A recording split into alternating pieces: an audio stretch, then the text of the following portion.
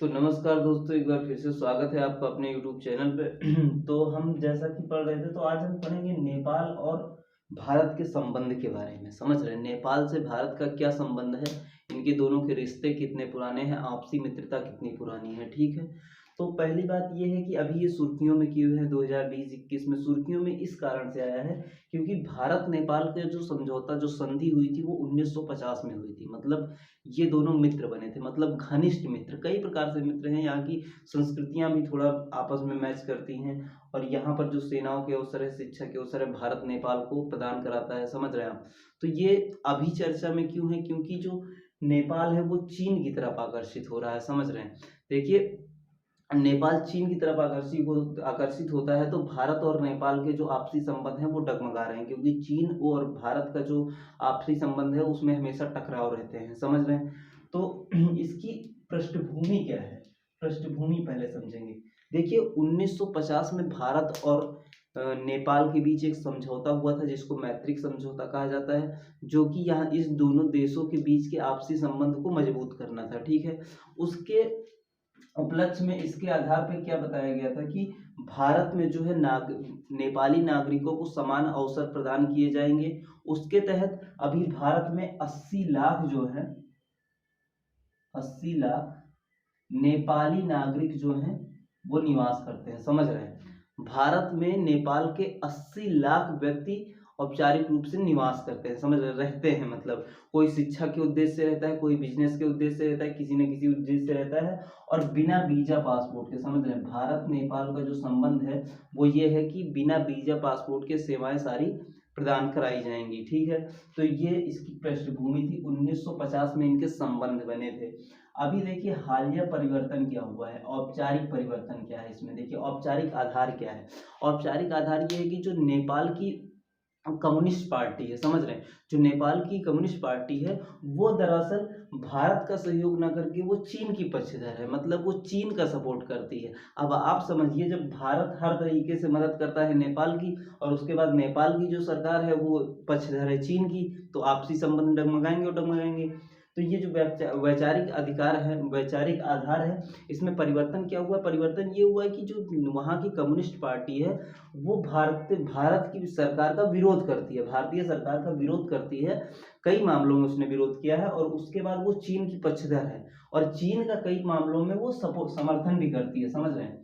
चीन का जो वहाँ की कांग्रेस है, मतलब कि नेपाल की कांग्रेस है, वो चीन का समर्थन करती है। इसलिए आपसी संबंध डगमगा गए हैं। और अभी हाल ही में जो है, भारत और नेपाल के जो सचिव थे, विदेश सचिव थे, उन्होंने आपसी दौरा भी किया है संबंध को और मजबूत करने के लिए। सीमा विवाद क्या है।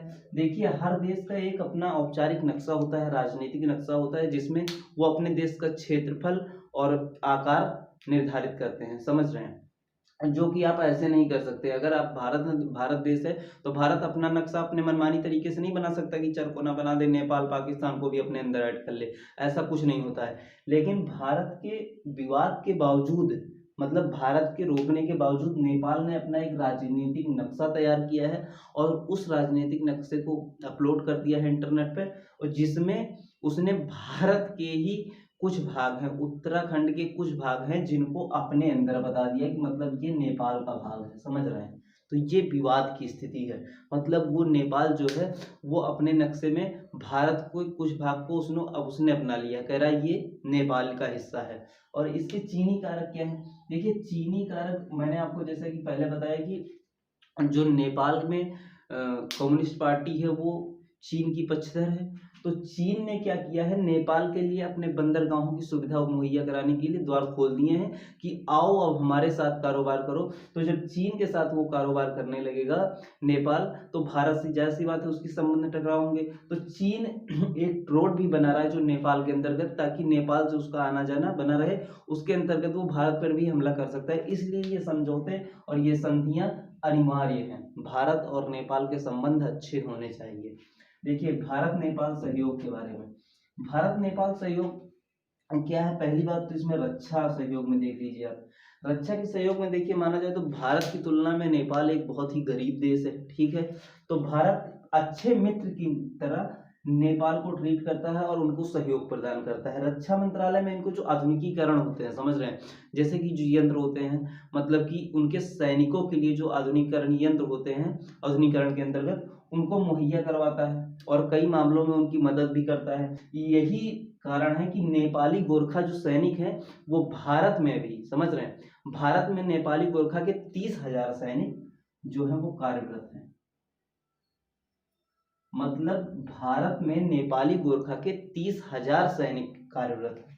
उसके बाद आर्थिक सहयोग में देखिए आर्थिक सहयोग का मतलब कि जो उनको पैसा देते हैं, जो फंडिंग करते हैं या फिर व्यापार के लिए पैसा देते हैं या फिर कर्ज देते हैं, तो आर्थिक रूप से भी भारत हमेशा नेपाल का सहयोग करता है। उनके यहाँ बाढ़, सूखा, कोई भी ऐसी आपदा आती है, प्राकृतिक आपदा या मानवकृत आपदा, जब भी उनके पास दिक्कत होती है तो हमेशा भारत उनका सहयोग करता है, समझ रहे हैं। और उसके बावजूद भी वो चीन के साथ संबंध बनाने में लगे हुए हैं। तो आर्थिक सहयोग अभी भी भारत नेपाल का करता है, ठीक है। उसके बाद शिक्षा सहयोग में देखिए भारत ने क्या कहा है।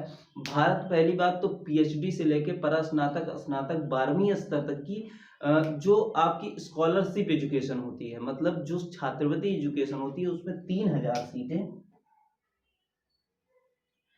3,000 छात्रवृत्ति सीटें जो होती हैं वो नेपाली छात्रों को प्रोवाइड कराती है भारत सरकार। आप समझिए, मतलब कि जो बीएड डीएलएड जो पैसे देके करते हैं उनको छोड़ दीजिए, नेपाली नागरिकों को, बहुत सारे ऐसे नेपाली हैं जो यहाँ पर पैसे देके भी पढ़ते हैं, उनकी बात मैं नहीं कर रहा हूँ।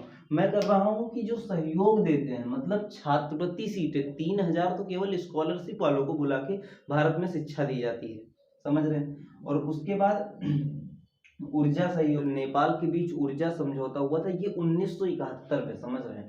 1971 में एक पावर एक्सचेंज समझौता हुआ था भारत और नेपाल के बीच।